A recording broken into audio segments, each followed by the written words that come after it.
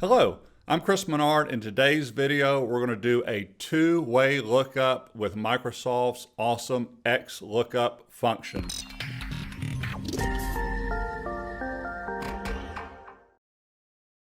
So before I do this is going to be a really short video. XLOOKUP came out in 2019. I've got a full-blown video on all the features that I'm about to list. But before I show you the two-way lookup with XLOOKUP, 5 reasons that I love XLOOKUP. Reason number 1, unlike a VLOOKUP, which will only look to the right, an XLOOKUP will look left and right.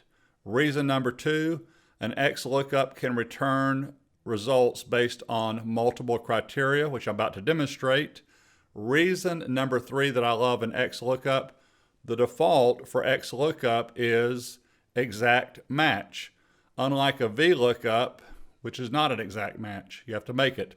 Reason number 4, an XLOOKUP will not just look vertically like a VLOOKUP, it'll look horizontal like an HLOOKUP. Because there's a HLOOKUP and a VLOOKUP, XLOOKUP does them both. And finally, an XLOOKUP will actually look from last to first. A VLOOKUP will not do that. So let's jump into Microsoft Excel right now and do this two-way lookup. So I've got data in A1 is blank, but I've got Q1 to Q4 up at the top. I've got 3 employees listed. I just put in 3 employees to keep this easy. And then I've got these numbers right here. Here's my criteria. I'm looking for, let's put me in there, Chris. And I'll keep this really simple. I'm looking for Q1. So I should get the number 17 here. XLOOKUP, I'm going to look for Chris, comma. Notice it says lookup array. Well, where's Chris?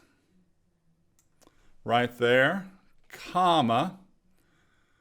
What is it you want to find? Well, this is where I'm going to do another XLOOKUP. So this is a nested XLOOKUP right here. Well, I still want to look for Q1, comma. Where is that? Comma. And if you find it, what do you want to return? By the way, another reason I love XLOOKUP as a trainer, it is so much easier to explain than a VLOOKUP. So there you go right there. There is my formula. I hope I get the number 17. Click yes, and I do. Let's test it. Let's look at Q2. It is not case sensitive. I get the number 8. Change Chris to Mary.